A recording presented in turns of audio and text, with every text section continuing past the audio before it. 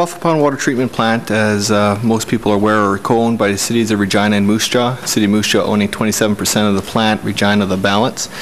The plant itself is structured to be financially self-sustaining in its water rate. The water rate is set based on covering all the operating costs and small capital costs for the project. So the plant itself is in very good condition.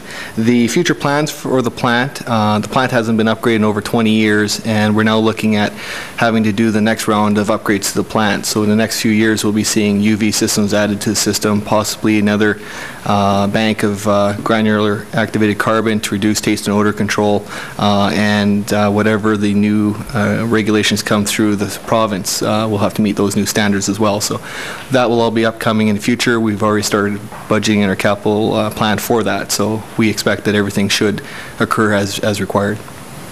If I could, to Mr. Johnson, on page 15, there's a paragraph that mentions there was a power loss in December, and the Buffalo Pound Water Plant treatment plant does not have standby electrical generation capacity beyond what is necessary for minimal heating and lighting loads.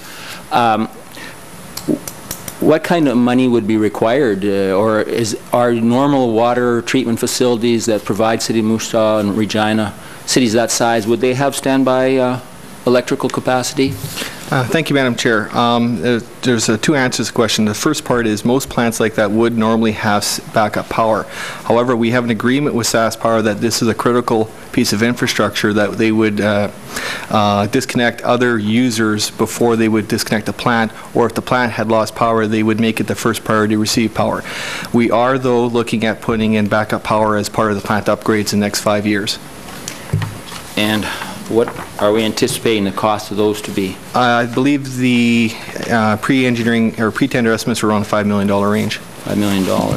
And you know, later in the evening we're talking about this new federal government program for infrastructure, and I note on page 17 it says national priorities are water infrastructure, and for local and community priorities, they list disaster mitigation infrastructure. And I'm assuming that should we have apply to the Building Canada Fund for money to upgrade our water structure, that would probably be a place we could look for funding to help with that? Thank you, Madam Chair. That would be potentially one application we could make, yes. So I guess you'd have to decide if your priority was a curling rink or your water treatment plant when you make your application.